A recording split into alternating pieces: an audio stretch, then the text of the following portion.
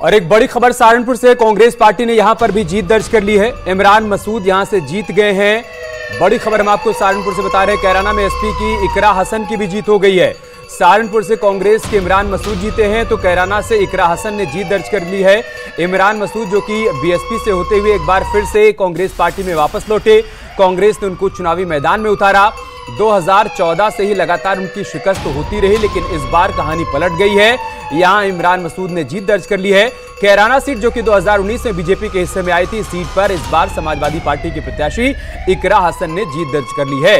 उत्तर प्रदेश इमरान मसूद ने जिस तरह से जीत हासिल की है, तो उनकी राजनीति, जो विरासत की राजनीति वो संभाल रहे थे, जिस पर क्वेश्चन होने लगा था, उसे एक जीवन दान मिल गया है। बीजेपी प्रत्याशी सतीश गौतम आगे हैं। एक और बड़ी खबर है, सतीश गौतम 22,000 से ज्यादा वोटों से आगे हैं। अलीगढ़ से ये खबर आ रही है, जहां पर बीजेपी कैंडिडेट सतीश गौतम 22,000 से ज्यादा वोटों से आगे दिख रहे हैं। इमरान मसूद और इकरा हसन की बात कर लेते हैं। इकरा हसन जिन्होंने पहले अपने भाई के लिए खूब मेहनत की और इस बार खुद के लिए मेहनत की और जीत हासिल की, तो वहीं इमरान मसूद जो लगातार लगे हुए थे, पहले सपा, फिर कांग्रेस, बीएसपी और फिर वापस कांग्रेस में आते हैं, इस बार जीत हासिल की है उन्होंने।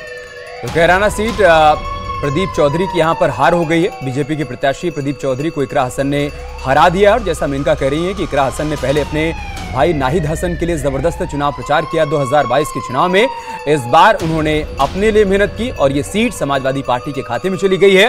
हालांकि अलीगढ़ में सतीश गौतम पीछे चल रहे थे, अब उन्होंने तकरीबन 22,000 वोटों से यहां पर बढ़त बना ली है। लेकिन इमरान मसूद के लिए एक प्रकार से कह सकते हैं कि एक नया जीवन दान उनको मिला है, संजीवनी मिली है, क्योंकि 2014 से लगातार उनकी सियासत को नकारा जा रहा था और यही कारण है कि वो कांग्रेस पार्टी छोड़कर जाते हैं समाजवादी पार्टी में, फिर बीएसपी में चले जाते हैं, बीएसपी से होते हुए एक बार फिर से कांग्रेस पार्टी में आते हैं, चुनावी मैदान में उतरते हैं और जीत दर्ज करते हैं।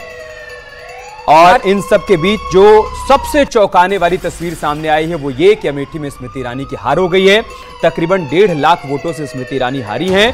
बड़ी बात यह है कि थोड़ी देर में वो प्रेस कॉन्फ्रेंस भी कर सकती हैं। और इन्हीं सब के बीच सूत्रों के हवाले से यह भी खबर है कि राहुल गांधी और मल्लिकार्जुन खड़गे भी 5 बजे के आसपास प्रेस कॉन्फ्रेंस कर सकते हैं। तो प्रेस कॉन्फ्रेंस स्मृति ईरानी की उधर होनी है, इधर राहुल गांधी मल्लिकार्जुन खड़गे की होनी है और लखनऊ में मीटिंग चल रही है। बदायूं से बड़ी खबर, आदित्य यादव 2000 लगभग 3,000 वोट से आगे चल रहे हैं। आदित्य यादव लगभग 3,000 वोट से आगे चल रहे हैं। बदायूं से खबर, शिवपाल के बेटे, बदायूं से उन्हें टिकट मिला, पहले यहां से किसी और को टिकट, फिर शिवपाल को, फिर आदित्य को मिलता है और लगभग 3,000 वोट से आगे चल रहे हैं। हालांकि थोड़ी देर पहले आदित्य पीछे चल रहे थे और ऐसा माना जा रहा था कि जो परिवार के 5 लोग मैदान में हैं, जिनमें से 4 जीतेंगे और 1 हारेंगे, तो वो शायद ये हों, लेकिन अब ये आगे चल रहे हैं। आदित्य भी आगे चल रहे हैं। बदायूं से बड़ी खबर आ रही है और इस वक्त आलोक अवस्थी जी, बीजेपी प्रवक्ता, हमारे साथ मेहमान के तौर पर मौजूद हैं। हमारे साथ मौजूद हैं हमारे एक और खास मेहमान वीरेंद्र चौधरी जी, पॉलिटिकल एनालिस्ट हैं, और हमारे साथ सौरभ दुबे जी भी मौजूद हैं। सभी से बातचीत करेंगे, लेकिन जो एक बात हो रही थी इमरान मसूद की, वहीं से चर्चा की शुरुआत कर लेते हैं। वीरेंद्र जी, इमरान मसूद बार बार स्ट्रैटेजी बदलते रहे, लोकसभा चुनाव, विधानसभा चुनाव, निकाय चुनाव, हर जगह फिट होने की कोशिश करते रहे। उनके लिए कहा जा रहा था कि विरासत की राजनीति को बचाने की चुनौती अब है उनके सामने। वापस कांग्रेस में आए और जीत हासिल की।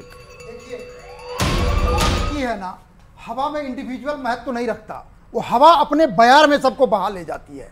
हुआ वही है उत्तर प्रदेश में जी, 19% का स्विंग अभी मैंने जोड़ा जी। सपा गठबंधन के पक्ष में 19% का स्विंग होगा।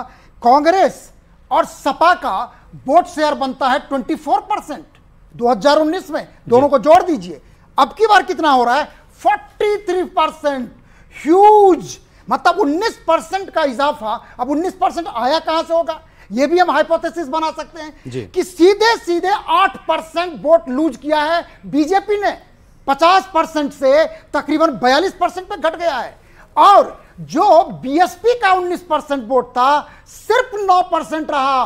10% वोट गया बीएसपी के खाते में, एसपी के खाते में, और तभी यह बनता है 43%। इमरान मसूदी क्या, कोई भी होते तो उत्तर प्रदेश में इस स्थिति में जीत जाते।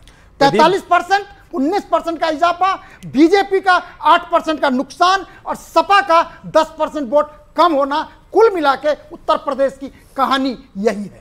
प्रदीप भाटी जी हमारे साथ है समाजवादी पार्टी से। भाटी जी, बहुत स्वागत है आपका न्यूज़ 18 के स्टूडियो में। जो बात यहां पर वीरेंद्र जी कह रहे हैं कि बसपा का लड़ाई में नहीं होना बसपा का शून्य पर सिमट जाना वो बीजेपी को डेंट कर गया और आपको फायदा पहुंचा गया। बीजेपी का भी वोट शेयर आपकी तरफ गया है, लेकिन बसपा वाला तो कह रहे पूरा पूरा चला गया है। धन्यवाद आपका। देखिए, जो हमने नारा दिया था पीडीए का, पीडीए ने हमारे साथ बड़ी मजबूती के साथ हमारा साथ दिया, माननीय अखिलेश यादव जी का साथ दिया, समाजवादी पार्टी का साथ दिया, और जो हमारी समावेश की राजनीति थी उसको जनता ने हमारे साथ दिया है। और कहीं ना कहीं negative politics Bharatiya Janata party की और जिस तरह के प्रचार माननीय प्रधानमंत्री जी ने उत्तर प्रदेश के अंदर करे उनको नकार दिया है। वो सारी नफरत वाली राजनीति नकार दी गई है उत्तर प्रदेश के अंदर। उत्तर प्रदेश में हमने भारतीय जनता पार्टी को लगभग हाफ कर दिया है। जो हमने बोला था कि हाफ कर दिया जाएगा, वो हाफ कर दिया माननीय अखिलेश यादव जी ने। अखिलेश यादव जी आज बहुजनों के पीडीए के सबसे बड़े नेता एक बार फिर दोबारा साबित हुए हैं और उन्होंने फिर अपने आप को ये अपने एग्जाम में साबित किया है कि वो अभी भी बहुजनों के सबसे बड़े नेता। एक और चीज आपके मुद्दे चले हैं और उन मुद्दों में भरोसा जनता ने, वोटर्स ने जताया है, अखिलेश यादव ने भरोसा जताया है। जोड़ दूं इसमें, ठीक है, आपके पास आती हूँ। इसी पर मैं चाहूंगी कि हमारे जो मेहमान है वीरेंद्र जी, उनसे जवाब ले लूं। वीरेंद्र जी, बीएसपी को इस बार आप कैसे देख रहे हैं? अभी तक तो बीएसपी पर यह टैग था कि बीएसपी बीजेपी की बी टीम है, बीएसपी ऐसे लड़ती है कि बीजेपी को फायदा हो। इस बार तो बीएसपी अकेले लड़ी है, लेकिन खुद का नुकसान हुआ, बीजेपी को फायदा नुकसान वो आप देख ही रहे, तो क्या कहें?